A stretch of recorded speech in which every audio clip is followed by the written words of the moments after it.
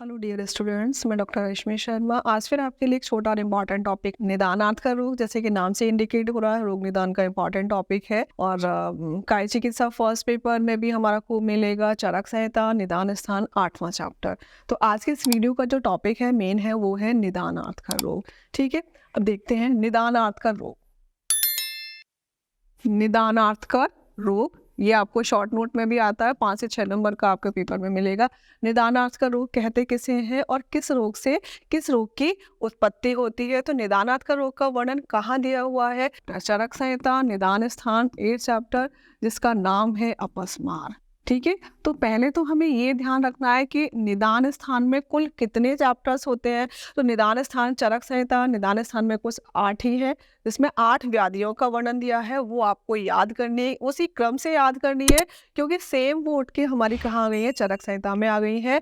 ज्वर, रक्तपित्त, गुल्म, प्रमेह, कुष्ठ, शोष, उन्माद और अपस्मार। तो ये निदानार्थ का रोग कहाँ दिया हुआ है? लास्ट चैप्टर में दिया हुआ है, अपस्मार वाले चैप्टर में दिया हुआ है। तो निदानार्थ का रोग का क्या मतलब होता है? जब एक रोग किसी दूसरे रोग का कारण बनता है, या किसी एक रोग की पहले कोई एक व्याधि हुई या रोग हुआ, उसने दूसरे रोग को उत्पन्न किया, तो हम इस प्रोसेस को बोलेंगे निदानार्थ का रोग, है ना। तो इसके लिए एक परिभाषा भी दी है, निदानार्थ करो रोगो रोगस्य उपलभ्यते। निदानार्थ करो रोगो रोगस्य उपलभ्यते।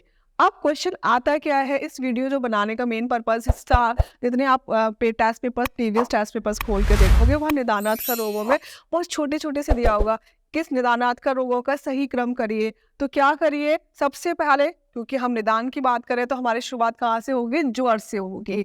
आप संहिताओं का कोई भी स्थान खोल लीजिए जहाँ पे व्याधियों का वर्णन दिया है, सबसे पहले ज्वर का वर्णन दिया हुआ है। ठीक है, तो ज्वर से क्या होता है?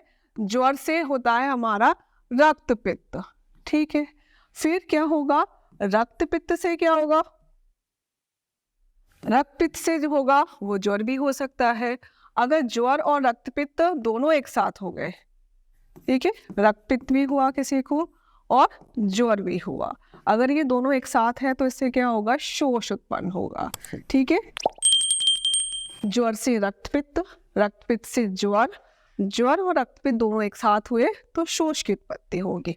फिर इसमें आता है प्लीहा वृद्धि जठरम। क्या आएगा? प्लीहा में वृद्धि जठरम। प्लीहा की वृद्धि हुई तो उससे क्या होगा? जठर यानी कि उदर रोग। वेरी वेरी इंपॉर्टेंट, जठराशोथम, वेरी वेरी इंपॉर्टेंट, जठराशोथम। जठर से क्या होगा? शोथ होगा। फिल इन द ब्लैंक में ये वाला क्वेश्चन आपको दोनों लाइनें बहुत मिलेंगी।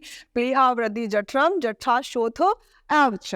फिर इसके बाद आएगा हमारा अर्श। अर्श से क्या होता है? अर्श किसको उत्पन्न करेगा? जठर और गुल्म दोनों। अर्श, जठर यानी कि उदर रोग और गुल्म।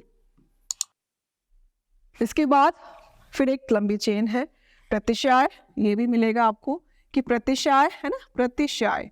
प्रतिशय से क्या होता है? प्रतिशय भवेत कासः। अगर जो बच्चे श्लोक याद कर सकते हैं तो प्लीज वो श्लोक में जरूर याद करें। प्लीहा वृद्धि जठरम, जठराशोथ एवच, प्रतिशय भवेत कासः, कासः संजायते छ। प्रतिशय से क्या हुआ? कास हुआ, और कास से क्या हुआ? क्षय हुआ। ठीक है, और शोष से भी क्षय होता है, और शोष से भी क्षय होता है। तो ये क्या था? निदानार्थ का रोग। ज्वर से रक्तपित्त, रक्तपित्त से ज्वर हुआ, ज्वर और रक्तपित्त दोनों से हमारा शोष हुआ। इसके बाद यहीं पे दिया हुआ है व्याधि शंकर। व्याधि शंकर का मतलब है कि जब एक रोग हुआ, एक रोग होके दूसरे रोग को उत्पन्न कर दिया, दोनों व्याधि एक साथ हैं, तो हम कहेंगे व्याधि शंकर।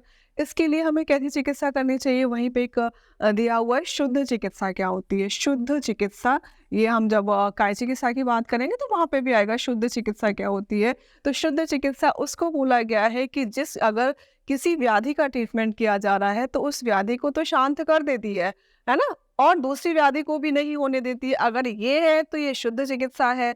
अगर उस व्याधि को शांत कर दिया फिर किसी दूसरे रोग को उत्पन्न कर दिया तो न असौ शुद्धस्त, है ना। शुद्धस्तु शमेत कूपे, है ना, शुद्धस्तु शमेत।